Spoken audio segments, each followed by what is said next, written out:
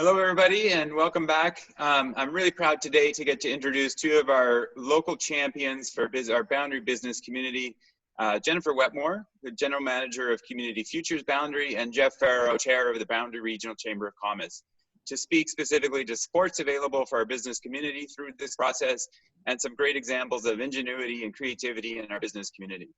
Please remember that this is a time when it really matters more than ever that we get out and support our local businesses. They've just demonstrated remarkable agility and creativity and in adapting and keeping their doors open while following the directives from the provincial health officer. We saw 2 years ago how resilient and passionate our business community is.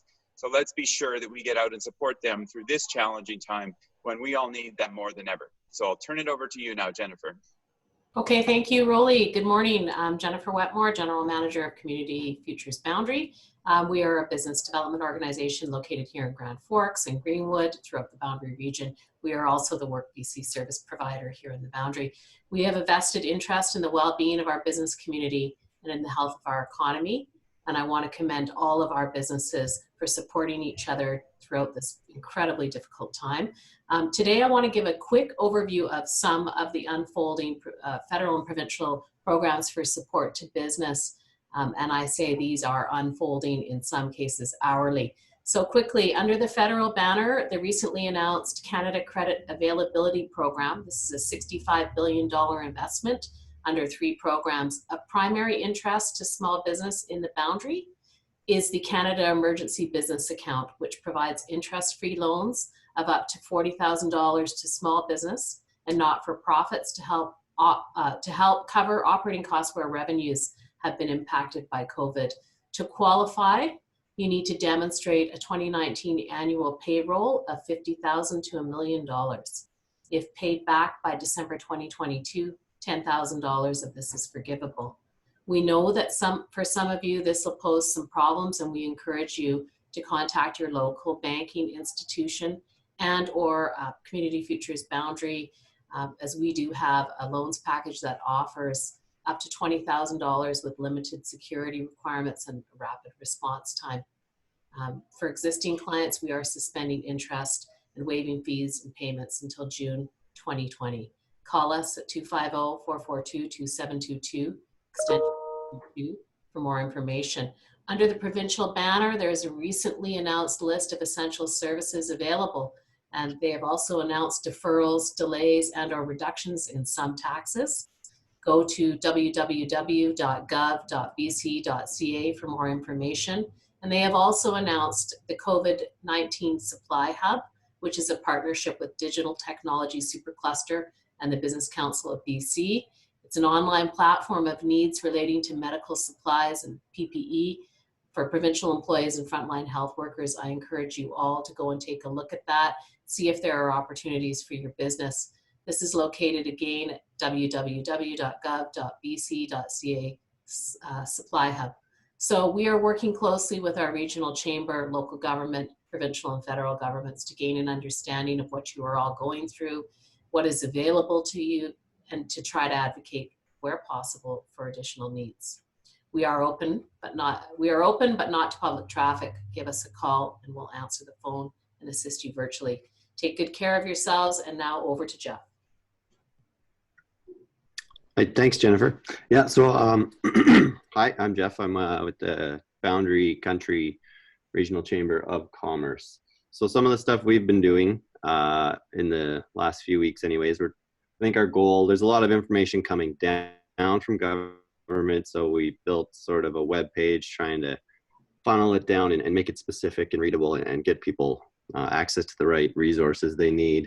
I think we're also hoping to be a bit of a way to take information up. I know there's lots of information coming down from government saying, here's the things you can do, here's the relief efforts, but we have built sort of a closed Facebook group for business owners and managers, hoping we have some Zoom meetings going on in there. And I think one of the issues we got last week was maybe small businesses need some policy templates on how to operate during this time. So small things that we can do to help.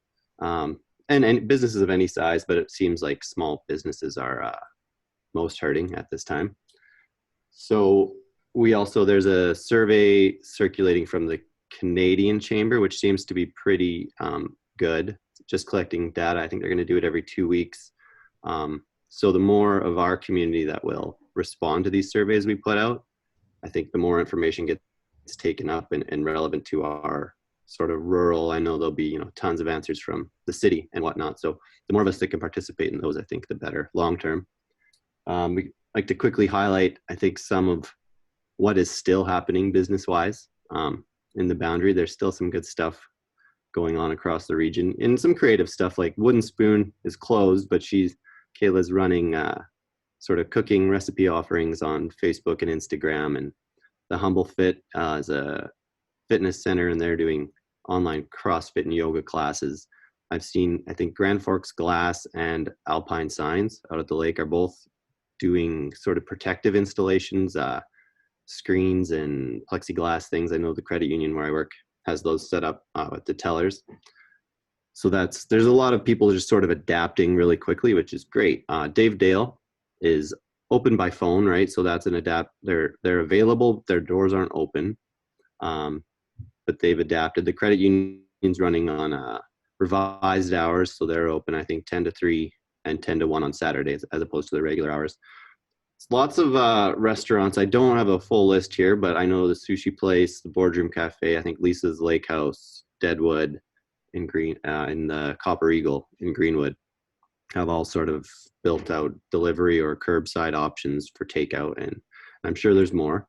And I've seen some of the local farm groups, like I think it's Boundary Hill Farm and Settle Down Farms. They're getting ready for their sort of delivery food boxes, which is maybe more timely than ever, right? Pardon me. So the Kettle Valley Food Co-op, I know they're gearing up for their season, whatever that's going to look like. And I've heard the farmers markets associations are trying to figure out how they're going to be able to operate, but I think they're still sort of under the assumption that they're going to make something work. So when these things get going, I think it's our goal, at least with the chamber, to sort of say, here's what we can do and here's what we should do. I think it's pretty clear for a lot of people what we shouldn't be doing and what's not appropriate. And there are some guidelines around operating. And I think all these businesses that are running are following those guidelines. And it's probably, that's quite important that we support them if we can.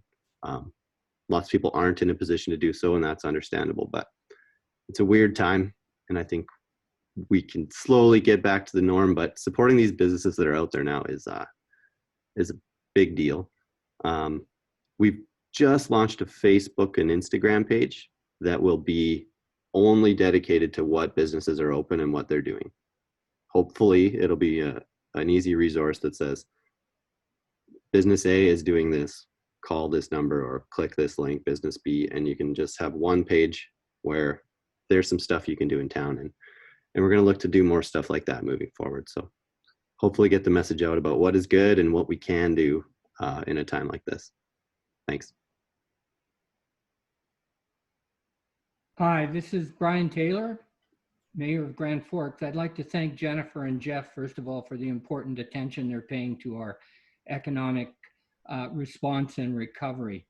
I'd just like to remind people that even though things are looking better out there, it looks like we have some compliance by the community. Thank you all for staying in, but this is not the time to let down your guard. It's particularly difficult for parents that are looking after kids, and kids are difficult to control in situations like this, getting bored. So a big thank you to all the parents that are holding that together.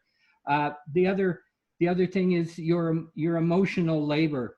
Call a friend, talk to somebody, reach out and give some comfort to people who are suffering and have great concerns about our future.